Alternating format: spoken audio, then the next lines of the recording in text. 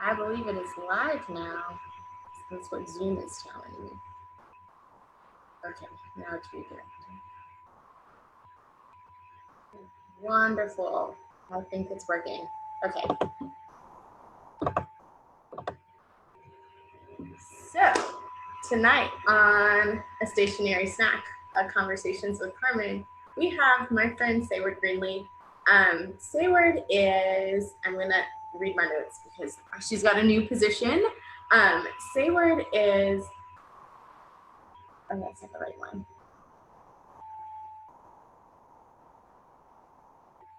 Well, I didn't write it down in my notes, so I will have her tell us that later. But I will tell you guys how I met Sayward. When I was working with Carolina Ballet, I taught in our summer program, so our summer intensive for our young dancers. And we had a day camp where I would spend from 9 to 3 with like summer program dancers, so our little ones, and we would have ballet technique and rep classes and choreography and modern and jazz. They got a full little summer intensive that was just during the day, and they didn't stay overnight. Sayward was like our go-to person for summer program at our like remote location. So we would have lunch every day together. If there are issues, we would go to Sayward, which we really didn't have, which was quite nice, at least for my program. And so that's how we met. And I think one of the cool things with being in dance and being involved in summer intensives is you get to know so many different people that make dance work, and then you stick with them, and then you're like, oh, people are doing other really cool stuff. And I think Sayward's one of those people that our paths are very crossed anyways, and they found themselves at Carolina Ballet, but then we still know all these people and doing all this work together, and I think that's really cool. So I will stop running my mouth and let Sayward and tell us a little bit about herself.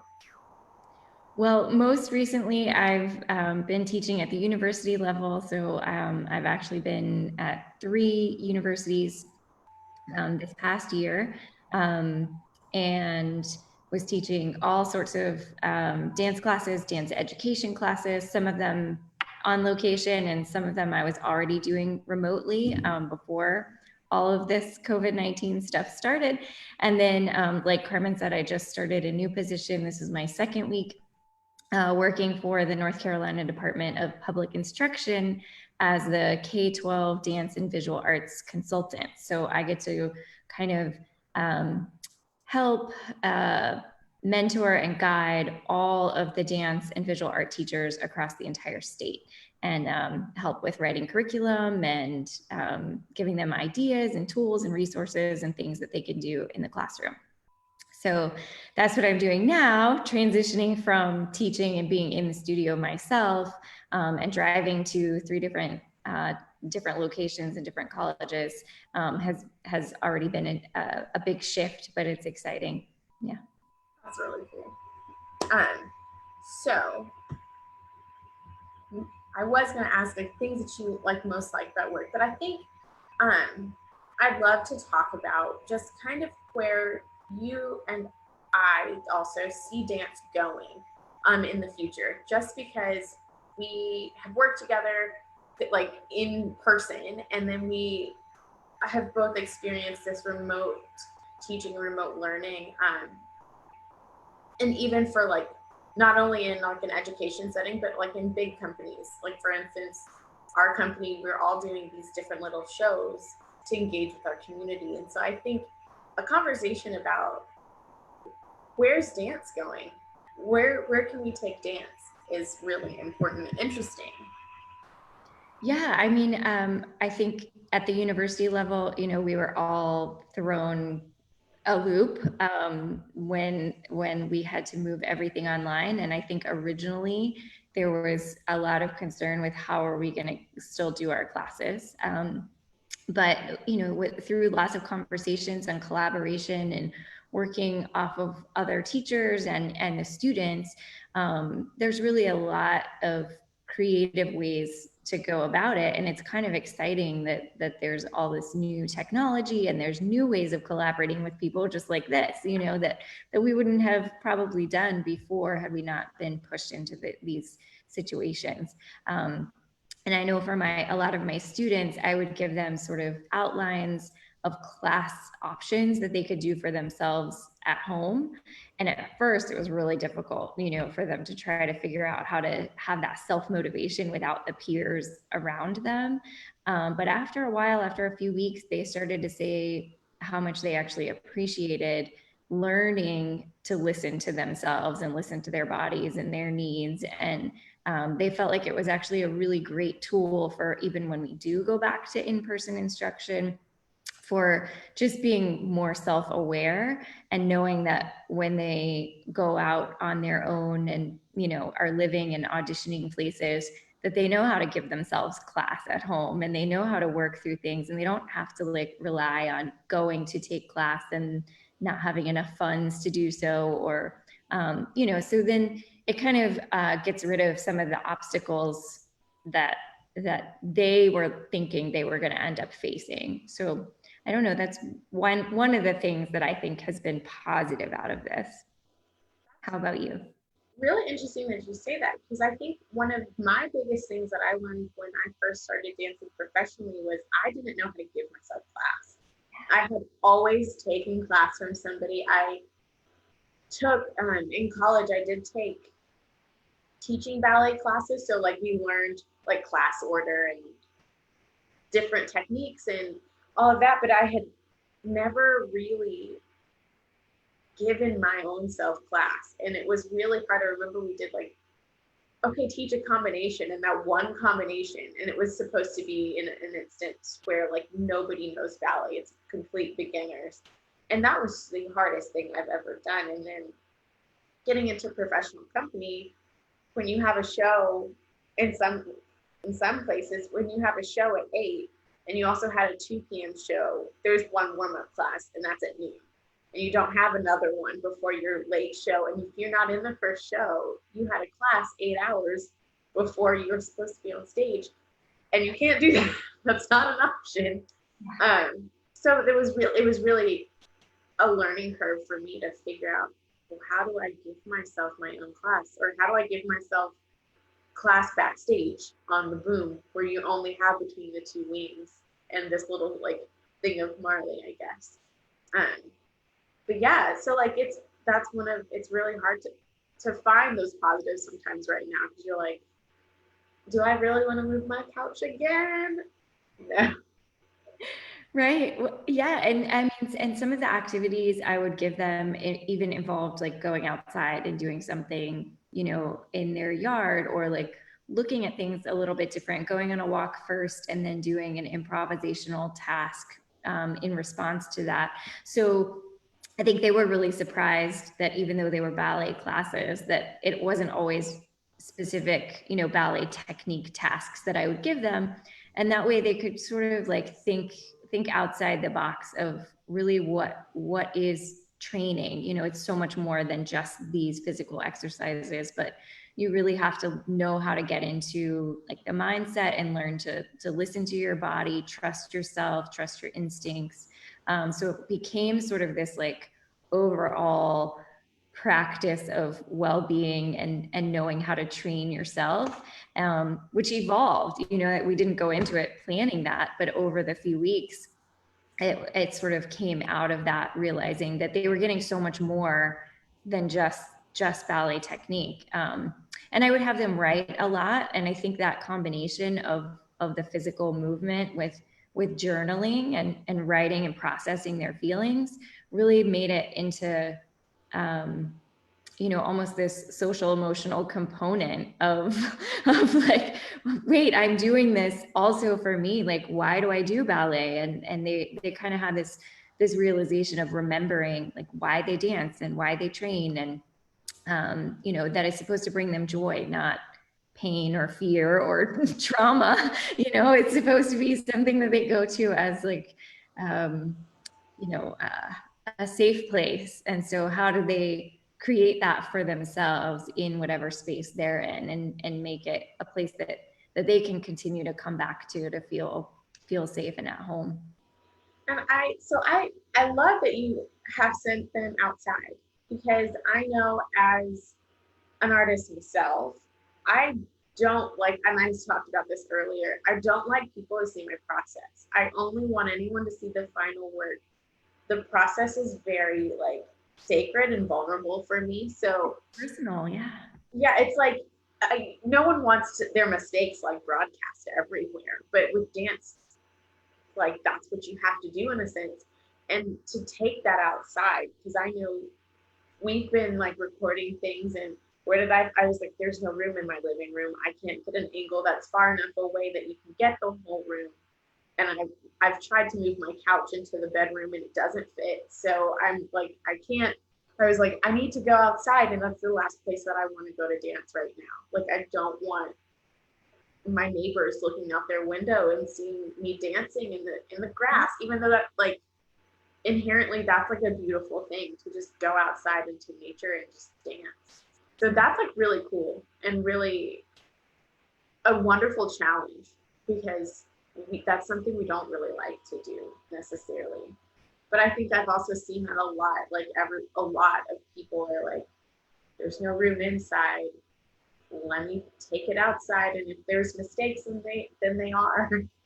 Yeah, I think a lot of them would respond saying that they got so much inspiration being outside, and they realized like how much they need. And I know you love your plants, and I think that was part of it. They would be outside and just be surrounded by fresh air and plants, and it would sort of like reignite these creative juices that they were feeling stuck because of the emotions and because of everything that we were all going through. So mostly I was just trying to figure out like prompts to get them excited about creating again and moving and finding joy in this crazy situation. So yeah. Yes, that's really wonderful. Um, so one of my questions, what have been some of your favorite ways that dancers have engaged with each other and their communities like during this time? Well, I mean, I've loved watching all of the really cool dance film that has come out of this. I mean, dance film was starting to get, pretty big in some small areas, but if you weren't in the dance community, you probably had not really heard or seen much about dance films. And so it was something that I loved. I've done some dance films before, but I think it's really exciting because that's becoming now so much more of an accepted like way of making dance and viewing dance, and it makes it more accessible to audience members. You're not having to worry about people paying ticket prices to be able to see something that's really great, that's great dancing and great art and says something and means something. But I love seeing all of the choreographers collaborating together and sharing one long piece of choreography that maybe has, I think it's, I forget which video it is, but there's like 51 choreographers that all did a little snippet of it, and then it's all linked together. I think the video is made by choreographer Mitchell Rose. And it's just really, really cool to see everybody's personalities coming out in it. It makes you think about, how resilient we are as dancers and artists, and that we that's what we do, is navigate obstacles, and we navigate through people and through situations, and we're creative problem solvers. And so this is where we have our shining moment, right? So I think it's been just really interesting seeing that. And then some of the projects coming out of, again, some of the university settings and even public school settings, there's just these really creative ways of tackling like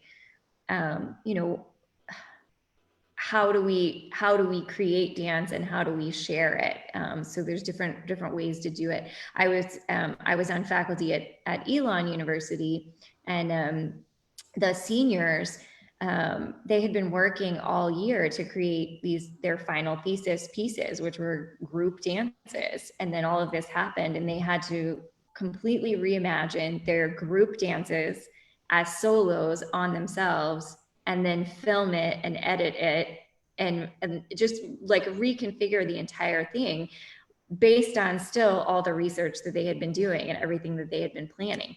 And they turned into these amazing, beautiful solos.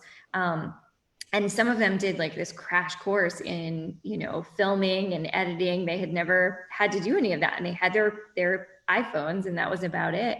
But the skills that they now have gained just from going through that process, I mean, they're just so valuable, and they'll be able to take those into their careers and do all kinds of really great things with it.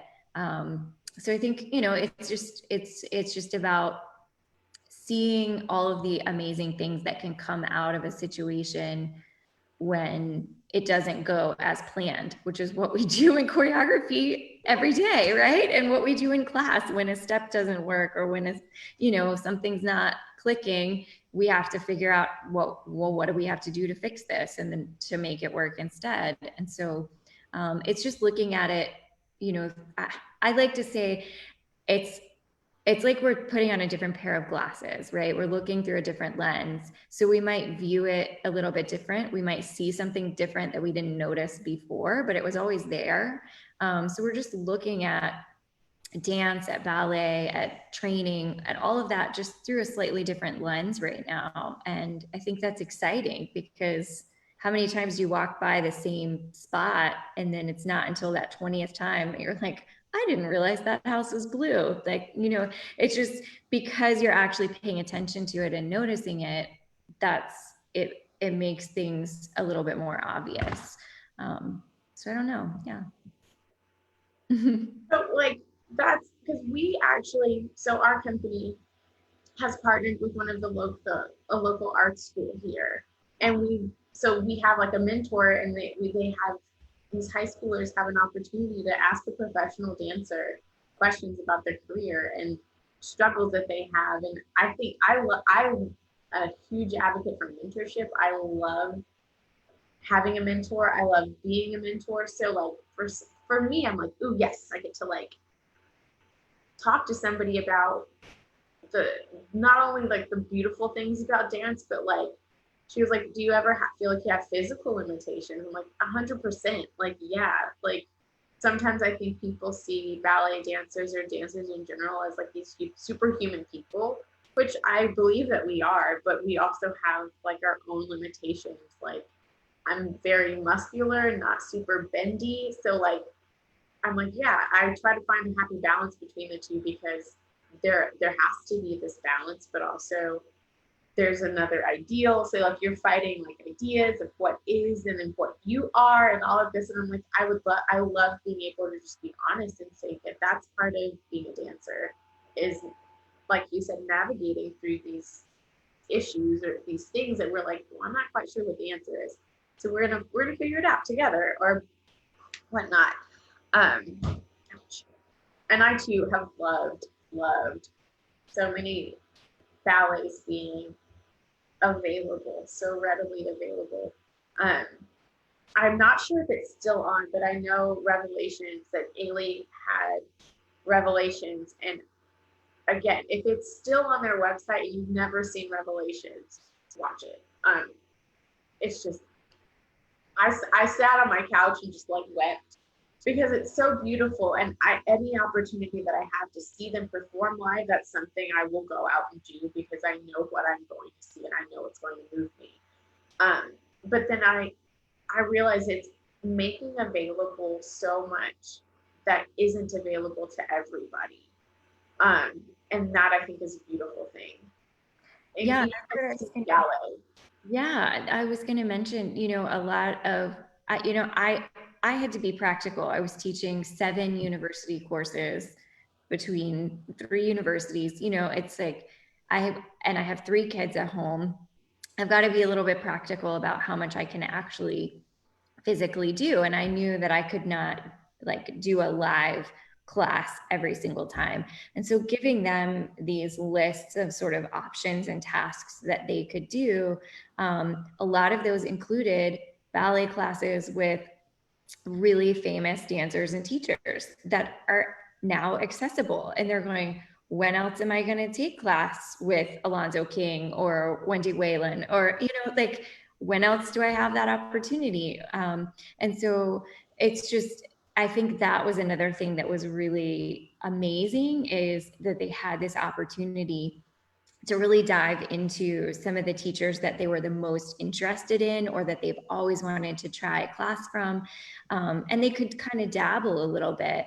And, you know, we talked about that the beauty of that is they can really find what works for them now and say, I really click with that class and that teacher. So when they do go out on their own and they're couple years down the road and they're feeling another stuck moment, they can say, you know what, I really got a lot out of this person's work or this person's class or this style of movement. I'm going to go back and revisit that because I know that it really had a positive effect on me.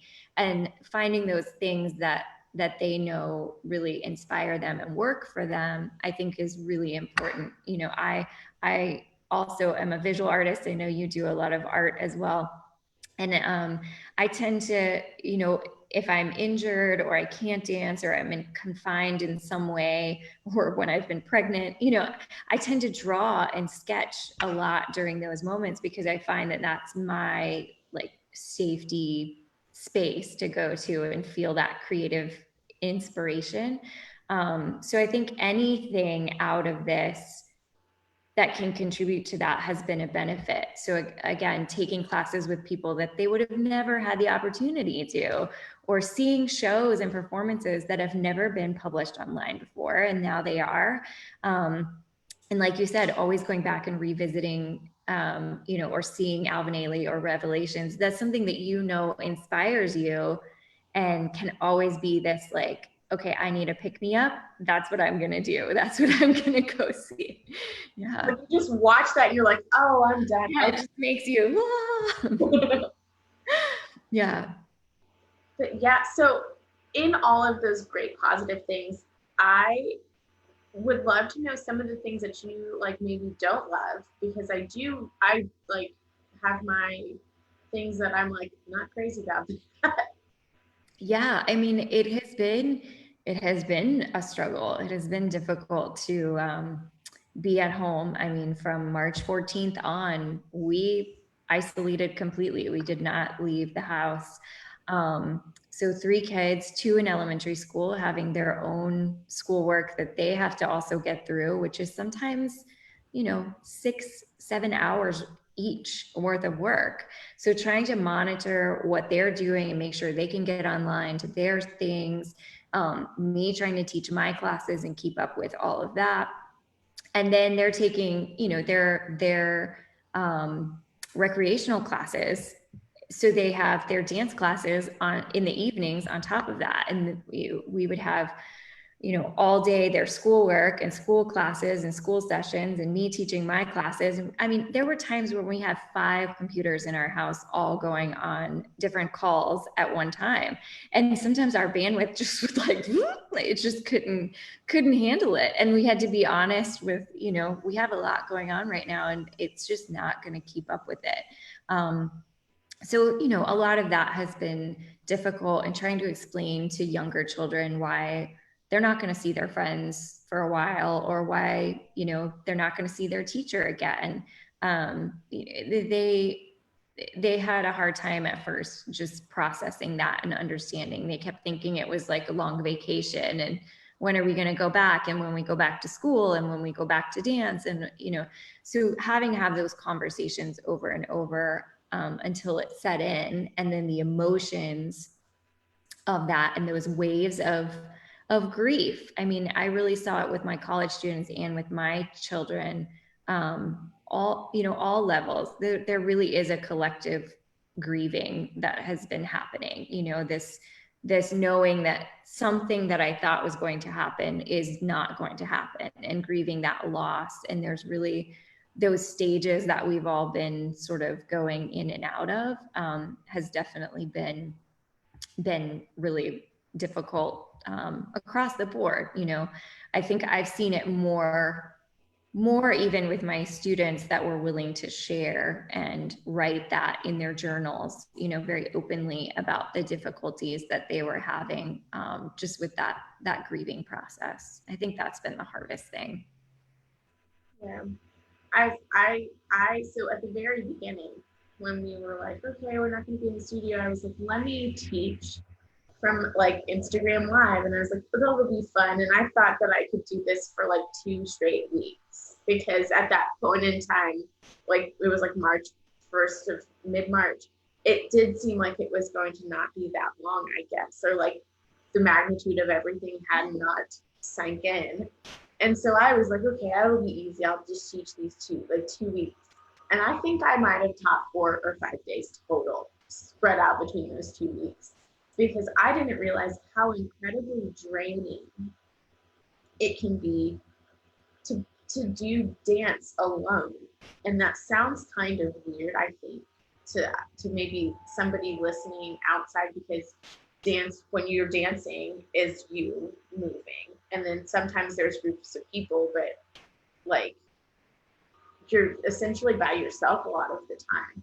And for me to be in my space alone without the encouragement of a faculty member or somebody telling me like it's okay to make a mistake, and not having a friend, like when you met, or when I mess up combinations, I tend to look at the same people. I'm like, yep, I did it wrong. And then I'll turn around and try to do it right on the other side. But not having that was really difficult. And then realizing that camera angles are really unforgiving when you're trying to dance and use them as a mirror is also hard. So it was like getting weird angles, and I figured out how some of those girls on Instagram's legs look up so high because their camera's underneath them, not normal. That's the trick, y'all. But I found that was like one of my hardest things, was in that 2 weeks, just staying motivated to do what I always did and share that with other people. I was like, I need to take class. Let me just record it and I'll do it on Instagram. And I was like, this is hard. It's really hard. Yeah, it is. It's really difficult. And I think I found that, I mean, I missed just the energy of being with my students, you know, and being able to feed off of them. And there were definitely days where we would log in for class and we did not actually move. I just wanted to see them and talk to them. And I would just cry because I just missed, you know, that energy and being around them.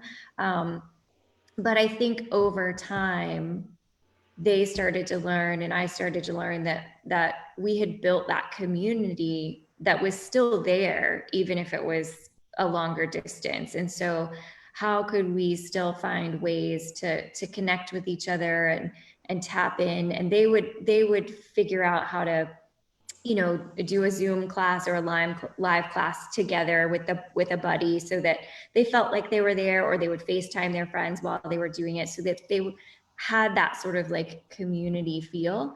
But some of them started to eventually really like doing class on their own, and they realized that they were much less self-critical, and there was a lot less feeling of competition, or like they had to keep up. Mm-hmm. And they started to relax sort of their perfectionist tendencies, and realized that they were now again dancing for joy rather than for trying to fit into a certain mold. So I think, you know, even though those are difficult things to go through, again, there can be some light at the end of, you know, going through and navigating that and learning something from the situations, for sure. Yeah. And I think in all that we have learned as instructors and as dancers, what are some things that you see sticking around once we do get back into theaters and studios and spaces where we are able to be with each other? Well, I mean, I can say what I hope would stick around. I'm a big believer in teaching positivity within what we're doing. So, you know, as ballet teachers and carrying on this form to the next generations, how do we get rid of sort of this embedded passed down trauma It's kind of just been years and years and years of this is the way that things are done. And does it have to be that that's the way things are done? Or can we think outside the box in the language that we use with our students, the language that we use with ourselves?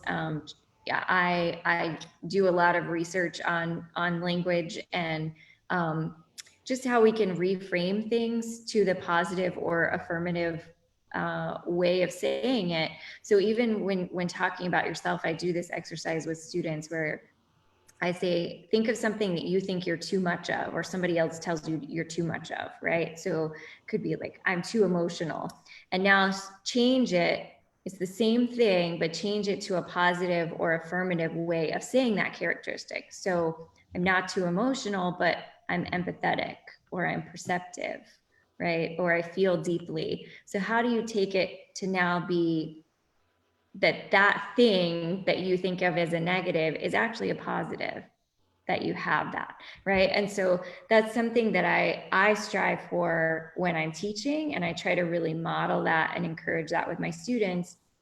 And I hope that out of this, there's this new way of, I don't know, we're looking so much at how to keep people encouraged and motivated right now. And so that's the piece I think, or I hope that we keep.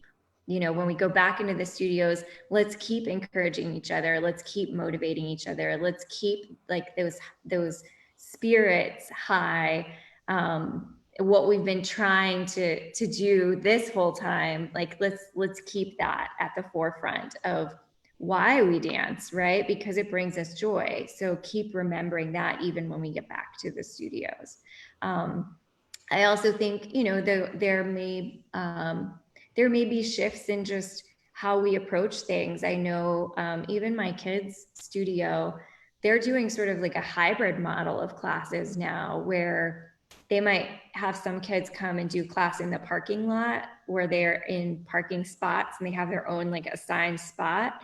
But the kids that don't feel comfortable coming yet, they're still doing the online Zoom classes. So there's like a mixture of some in person, some online. That way, if students are sick or unable to come on a given day, then they could always just log on. And so you have that capability of sort of that mixture of things. Yeah, I don't know. I mean, I think it'll be really interesting to see what sticks around from this.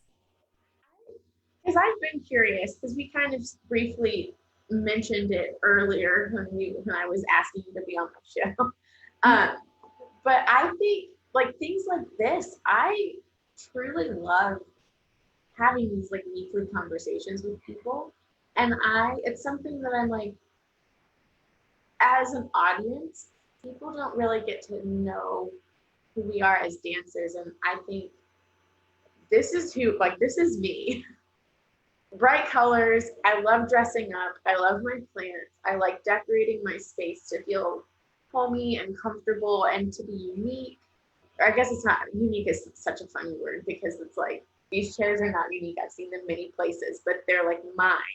So it's kind of like I'm able to invite people into my space to get to know me as a person, because ultimately me as a person is more, in my brain, more important than me as a dancer. Like dance is what I do, but Carmen is who I am.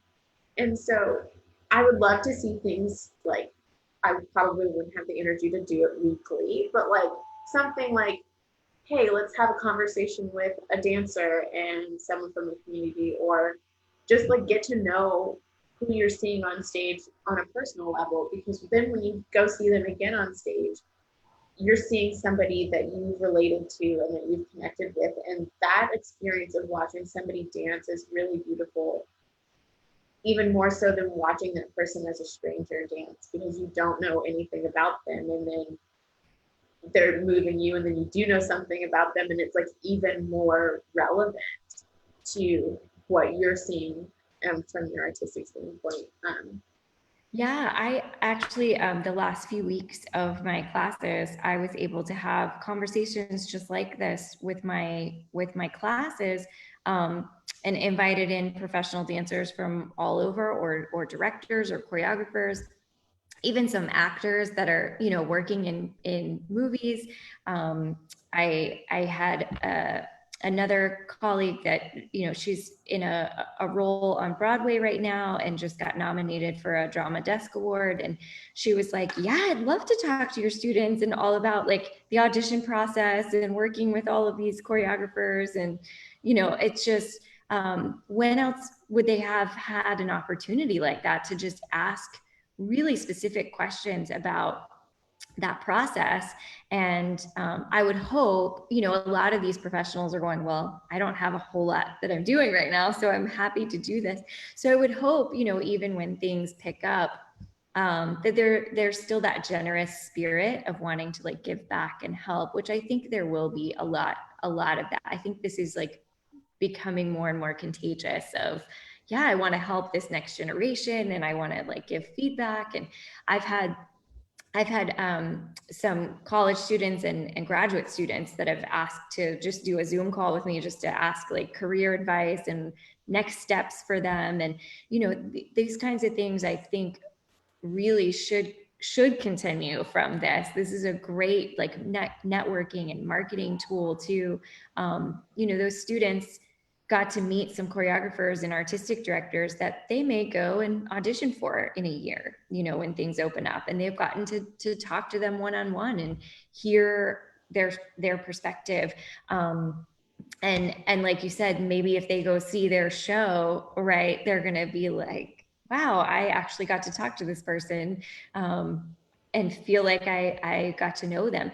And every single one of those professional dancers, directors, actors said to my students, you can contact me directly if you have more questions. Like, reach out to me personally. I'm happy to answer things. I'm happy if you come to New York or LA to point you in a direction or set you up with somebody. You know, just the fact that they were in this class call, I think was just incredible, the amount of generosity that came from that. There was something else I was thinking of, but now I can't remember how the track of that.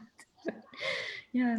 It's like, I also love the community engagement, because platforms like social media platforms are very accessible to people. Having friends who are like, I've never danced or I haven't danced in a long time, I'd love to try a dance class. Having us, even though I don't think that we'll be able to give as many classes through live portals and things just once we get back in rehearsal processes and all that, but like even streaming class, like it's now, I feel like not a company class is no longer this like closed door lab that you have to like have a password to get into, but it's like, this is what we do. And I think it's really, what's the right word? I think it's really exciting to bring in so many people who may not get to experience dance. I think it's a great way of educating the world as to what exactly we do, you know, and what this is, because they see what's on the stage, but they really don't get to see everything that goes into it and the behind the scenes. And having the accessibility to watch a class or observe what's going on in a studio or in a rehearsal setting, I think is really valuable for the field, and I think will generate additional audience members, you know, down the road. I think that's how it grows, because that interest and excitement, you know, there's so much reality TV right now, but it's like it's this way of, like you said, learning about the people and investing in them as human beings and as people. And I think that's where the interest is. And by building that, by allowing people into the studios or into the rehearsal spaces, I think could be really, really interesting and engaging in creating these larger audiences. And I think it breaks down like some of the barriers of feeling like, and I've said this, I think you say this almost every show, but I think it's really important. The barriers that like dance isn't accessible. Like if I don't understand dance, I won't feel comfortable if I go watch it, or if I don't understand or know every single thing about ballet, if I go to the ballet and I'm confused, that like I will feel as an other in the audience. And I think that this is a way to be like, here's a, you don't have to know vocabulary of dance to appreciate it. And it's a way to say like your appreciation of just watching or being and engaging in what we're doing is a step one. And then step two is like, yeah, come to the show. Nobody's judging you on whether or not you understand. Half the time we don't. Right. And sometimes and like for straightforward things, it's like, yes, but then each of us for abstract things have our own interpretation of what we are performing, and it can change daily. I've danced ballets that one day it meant one thing and the next day it meant something completely different, because it's malleable, it's art, there are given steps, but you bring something to that. So I'm hoping that aspect, that we can still do things to reach out to people who may not feel comfortable jumping into dance full force. Yeah. No, I think that accessibility piece is really important. I know the American Dance Festival is every summer here in Durham, and they do a Movies by Movers, which is a dance film showcase, and it's usually presented right on the Duke campus, and they show the dance films there. Well, this year they've been putting them out online. Every week they're showing a new dance film, and then they're going to be releasing the whole series coming up in June. They just sent out that list. But I'm like, that's so incredible that all of these like amazing dance films from around the world are going to be accessible to so many people now. It's just, and there's so many different genres and styles, and I think it's just really super exciting, like you said, to think about those possibilities. And I think they're going to do some discussions with the choreographers and directors of the films as well, and do like some Zoom calls. So I think, that has not been done before. I mean, it's just so interesting that you can really get into the behind the scenes of how these things were created, and that we have the ability to do that now. Yeah, exactly. So cool. Yeah. I would also love for you to tell us a little bit about your dance background. Because fun fact, Sayward's got a cool background. I want her to tell you guys all about it. Well, so I mean, I have done a lot of different types of teaching. So again, I've taught at 4 universities on faculty, but I've guest taught at, I don't even think I could count how many. But I was at Carolina Ballet, where I met Carmen, and I was the managing director of the summer intensive and children's coordinator. So I handled all the summer intensive stuff, but then also all of the kids that danced in any of the productions, and was working on all the education side of things. Before that, I was living in Boone, where I was teaching at Appalachian State University. And I also ended up opening a dance school there, and had my own modern dance company, and paid my dancers, and was creating work because I was getting my MFA at the same time, and had to work on choreography and needed dancers. And so I had that going. Previously, before that, I was in Florida, and I was actually at Sarasota Ballet in Florida for a total of 7 years in different capacities. I was ended up as the education director there, where I ran the school and summer programs and trainee programs, but really learned a lot from that experience in general, about teaching and running things and being a leader. And so while I was there, I was also performing and dancing professionally with a modern company in the area as well, Sarasota Contemporary Dance, and got to tour with them. And we performed at the Alvin Ailey Theater in New York and Chicago, and sort of all over. So I was doing the ballet side of things. I was doing this modern, which had some Cuban influence as well.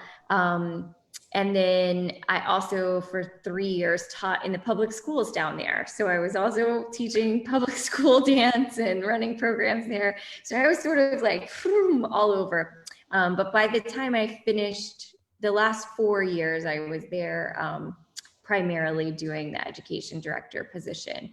And it's interesting because when I felt like I was sort of at the height of, or at the beginning, like stages of me starting to perform a lot, and I thought, this is what I'm gonna really do.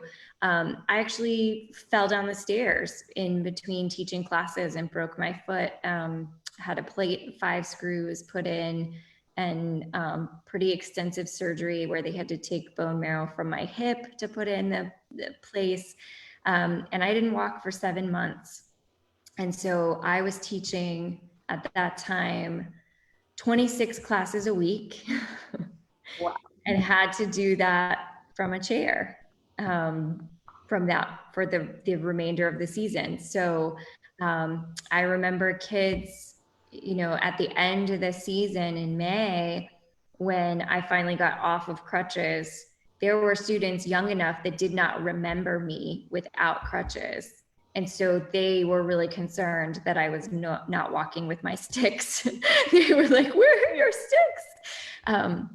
But that experience was probably the most changing for me as a person and as a teacher, because I could not rely on demonstrating. I could not physically do any of it. I had to rely on my communication skills, the language that I used with students, the descriptions of what I wanted from them, and really had to define that and articulate how I was teaching my classes and making sure that I was giving the students what they needed to be successful, without relying on me just showing them things. That's when I first became interested in language, for sure. So yeah, that was sort of a backwards like roller coaster of some of the things that I've done. But yeah. That's really like that's a cool backwards roller coaster. But too, I think kind of harkening on injuries, that sometimes for artists is like, I think it's like always a time of the most growth, because the thing that you think is helping you grow is like all of a sudden snatched away from you, and you're like, well, how do I function? Yeah. I mean, I tell my students all the time, I thought of myself only as a dancer, and that's what I defined myself as. That's what I knew, like that was my purpose, that was my role. And then all of a sudden, I mean, I literally just missed a step. I was running and I was in a hurry, forgot something, turned around and just missed a step. And I'm like, that one little misstep completely felt like my whole life was just yanked out from under me, and I didn't know what my purpose was or what I was going to be doing. And I mean, everything sort of spirals out of control at that point, because you have to get a handle on, I am more than this, right? I am a human being, and I have other strengths, and I have things that I am going to offer the world besides just my dancing ability. And I think that's what's really important to keep in mind always, not when you're injured, do it before, so that when the injury happens, you're strong and stable, and you have that awareness that you're so much more. Alonzo King was one of my teachers in graduate school, and I use a lot of his just language and insight in my own personal kind of work and how I speak to my students. And I remember apologizing to him because I had been, injured all those years before, and I felt like I couldn't do what I wanted to do. And he said, "But you're so much better now because of everything that you've lived through. You have so much more to offer and to share with the world."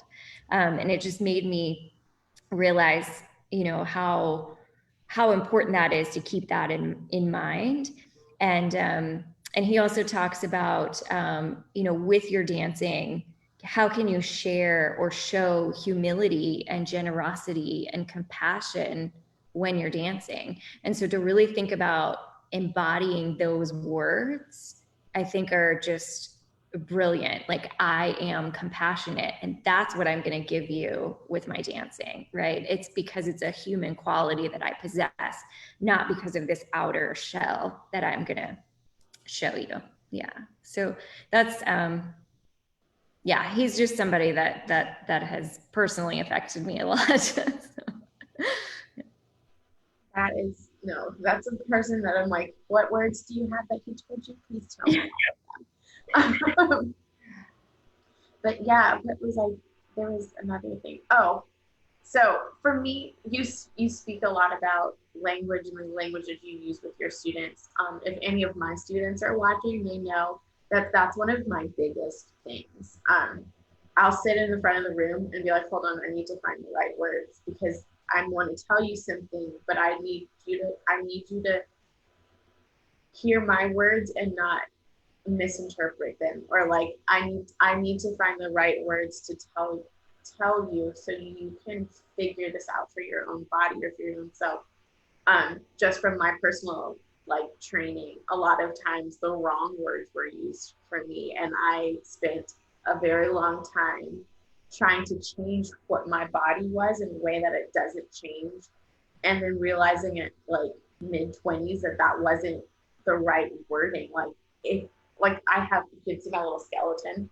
I bought it as a teaching tool because pelvic alignment. And I was like, I did so much wrong because I was told to tuck my popo under for many, many years. And that's shifting your whole pelvis down.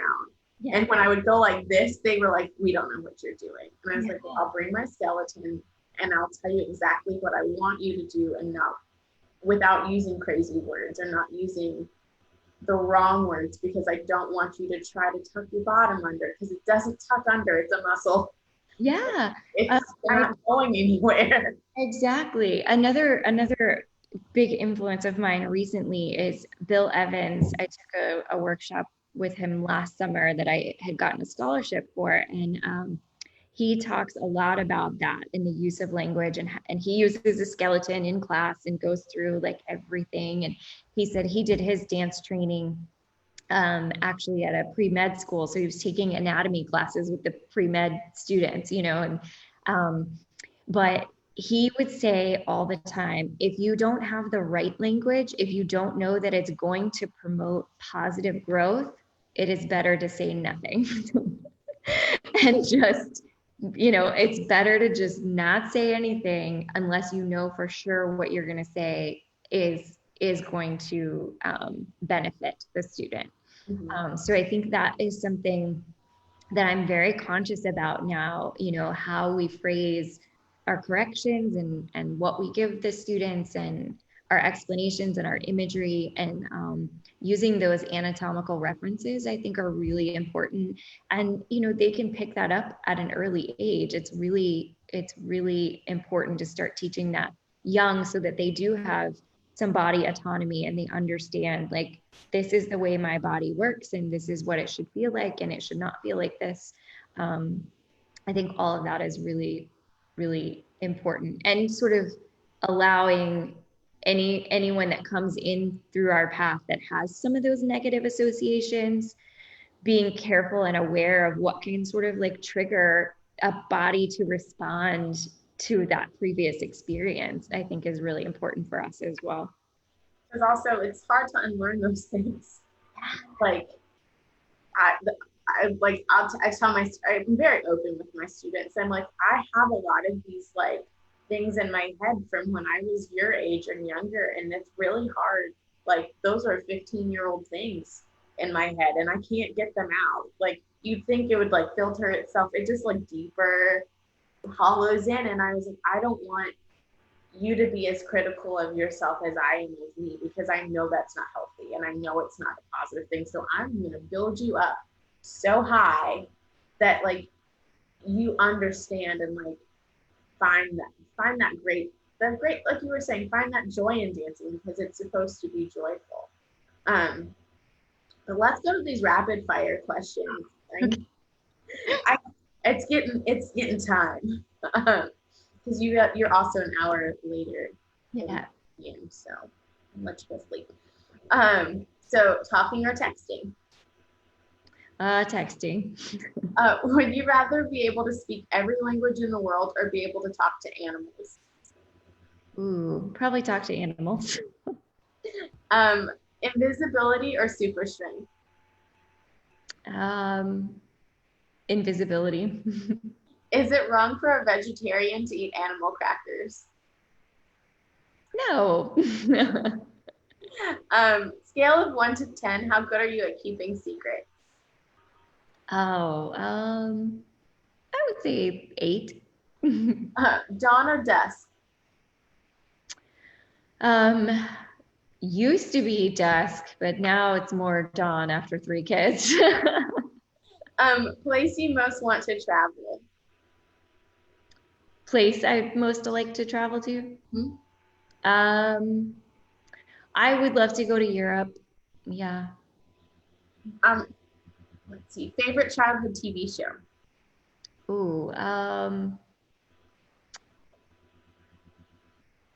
well, I mean, that's a tricky one. Childhood.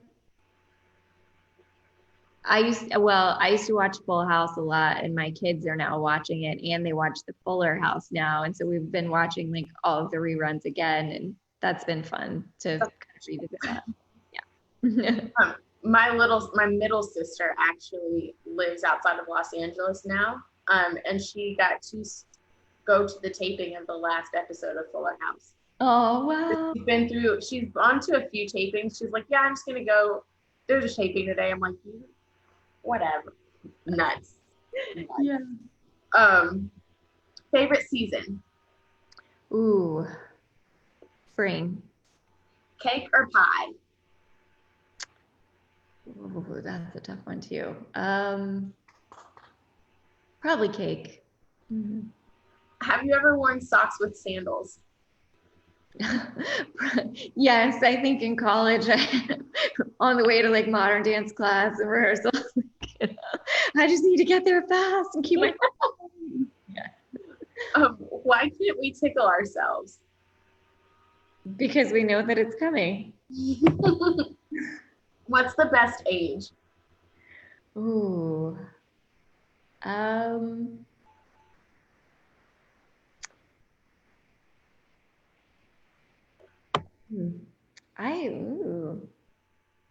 Best age.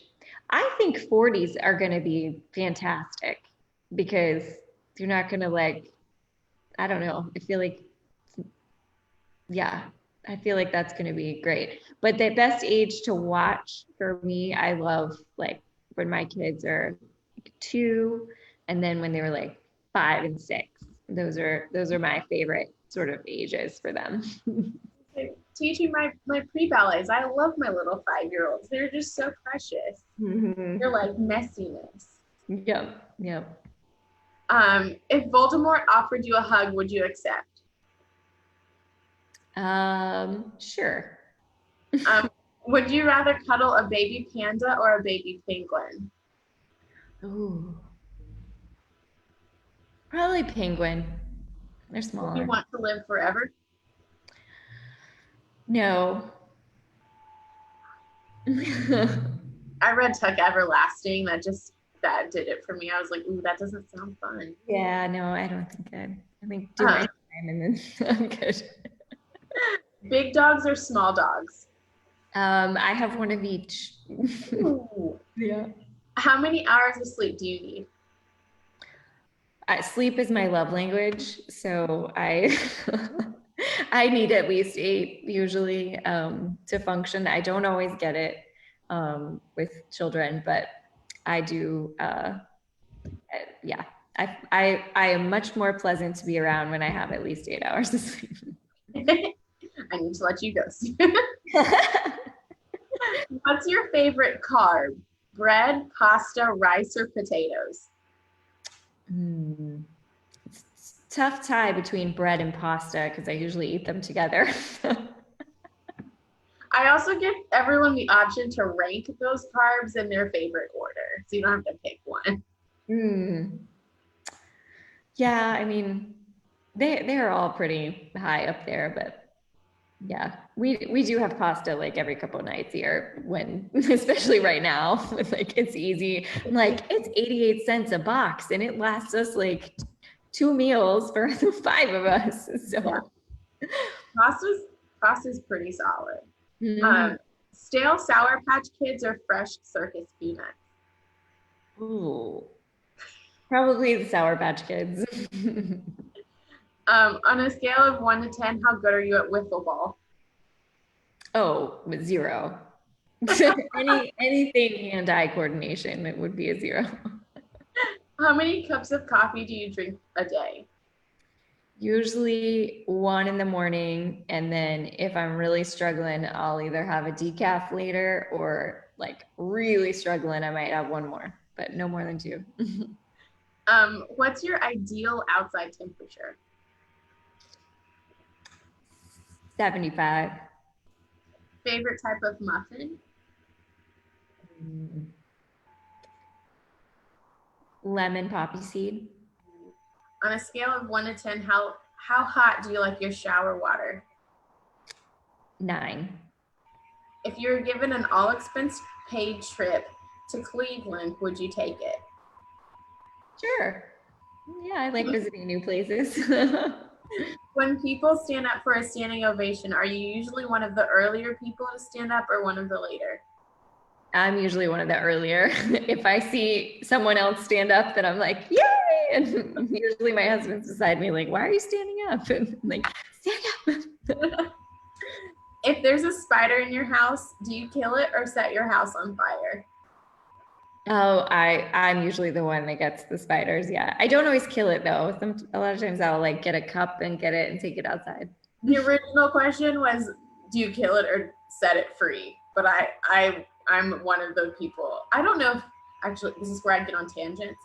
I don't know if it was the summer that you were there.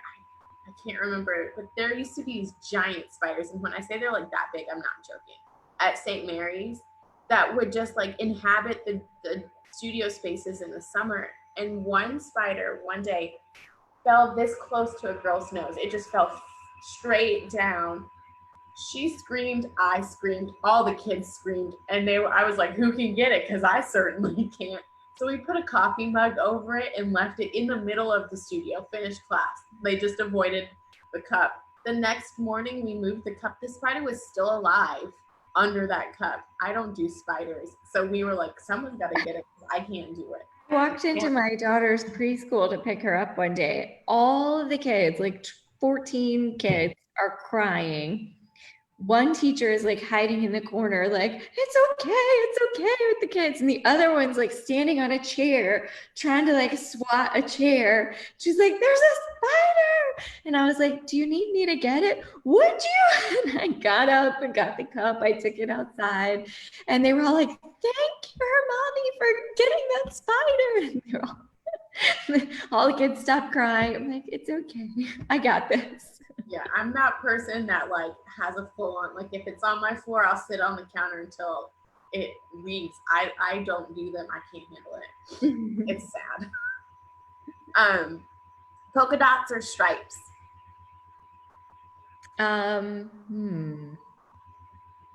Stripes. If you were given the opportunity to fly into space, given today's technology, would you take it? Possibly, probably. Yeah. Would you rather come face to face with a miniature hippopotamus or a giant cockroach? Both are in a bad mood. Ooh. Miniature hippo. Who's your favorite Harry Potter character? I'm not a huge Harry Potter fan. That's okay. I try, but I fall asleep during most of them. I think that's because I need my sleep. Yeah, so I don't know. I'll pick one for you. I'll think about it and I'll like send you a message. Okay. Because I've read them all 15 times, so I will find a character that I know that someday I will. It's just I think when they were all coming out, I don't know, it was just not the time of my life that I was I was really. gonna say, yeah, because I was on my borderline of like, I'm too old for this at first, and then I was like, oh, this is kind of cool, even though this is a kid's book. I think I was It just is. so busy that I was like, I don't have time for this. I don't remember what was actually going on, but I just never got around to it. So Well, you've got kids now, so they'll probably want to read them. That's yeah. what got me reading them. I was babysitting and it was a bedtime story and I couldn't read out loud, so I was embarrassed and I read them Oh yeah. myself. But that's how I started reading again, so like no problems there. Scale of 1 to 10, how good are you at trivia?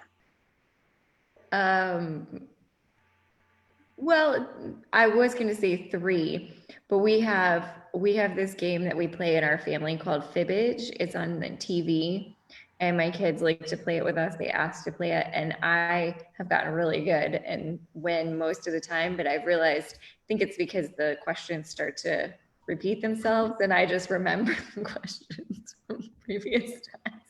It's not actually that I'm not good at it, but I love it. Super Mario Brothers or Zelda? Super Mario Brothers. Um, what temperature do you like the thermostat at? Like inside? Usually like 72. Which animal adds more joy to the world, squirrels or llamas? Oh, I think squirrels. I've met quite a few llamas at the petting zoo in Boone, and they aren't super pleasant in person. They tend to want to nip and spit, and I think squirrels. They're very cute to look at from afar in pictures, but I like squirrels, I think. In well, not where was it? In Toronto, the squirrels in Canada are black. Oh, Like they were kind of terrifying at first. I was like, "What is that little animal?" But they're just little black squirrels. I was like, "That's kind of cool. They're not yeah, great." maybe they're cute. And how do you feel about cranberries? I love cranberries. Okay, me too. Everyone's been like, Cranberry sauce, cranberry juice, cranberry, like all of it. Yes. "Okay, we're on the same page, Sayward. We're on the exact same page." Language and cranberries, I get it. Yeah. It's probably why our lunches were so like fun. I can't like I think back and like I can't think of a time at St. Mary's that like lunch was like, oh, I don't want to go to lunch. It was always like a fun conversation at our grown-up table with all of those small children. They were incredibly sweet. Um, but that's what I've got for you today. That's all. I thank you so much for being on my show. Thanks for having me. I loved it. And I actually will probably ask you for a lot of those language things so we could possibly share some of them because I think that's an important thing for everybody to have, or just to hear about because that's something that if you can change the way somebody can think about how they approach themselves or approach other people, that's change. That's like really solid, real positive change in our world. And Yeah, that's what I tend to say is, not every child, the majority of students and children that I interact with and teach are not going to be dancers, but if I can teach them better qualities of humanity or how to be a better person through dance, then that's my job. all right. And see you, Facebook. Thank you.